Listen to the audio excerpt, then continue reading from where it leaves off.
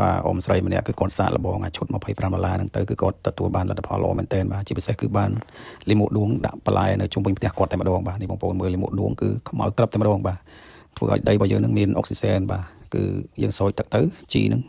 ហូរទៅក្រោមបាទសម្រាប់ជំនួយទៅដល់ឫសឈើបាទគ្រប់សពបែបយ៉ាងពួកបន្លែប្លុកនៅជុំវិញផ្ទះហ្នឹងគឺថាខៀវល្ងឹតតែម្ដងបាទដំបូងដីនឹងដីខ្សាច់ទេបងប្អូនឥឡូវនេះបងប្អូនមើលបាទដំណាំនៅទីនេះគឺល្អខៀវស្ងាត់បាទគឺយើងដាំបន្លែផ្លែឈើនៅក្នុងផ្ទះហ្នឹងគឺសម្រាប់សុខភាពរបស់យើងតែប៉ុណ្ណឹងបាទបងប្អូនដឹងហើយថាមួយថ្ងៃគឺថាជំងឺអ្នកជំងឺនៅពេទ្យគឺសឹងតែរកកន្លែងគេង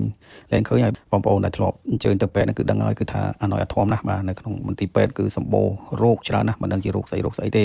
បាទបញ្ហាតែមួយគត់គឺការហូបចុកហ្នឹងបងប្អូនបើយើងហូបចុកមិនប្រយ័ត្នទេគឺថាមេរោគច្រើនណាស់យើងនឹងចំណាយលុយទៅលើការព្យាបាលជំងឺបាទជំងឺមានច្រើនមុខណាស់បងប្អូនអញ្ចឹងយើងគួរតែប្រយ័ត្នបើសិនជាបងប្អូនស្រឡាញ់សុខភាពយើងគួរតែហូបបន្លែផ្លែឈើដែលយើងដាំនៅជុំវិញផ្ទះខ្លួនឯងដែលជាកន្លែងសុវត្ថិភាពបាទសូមអរគុណ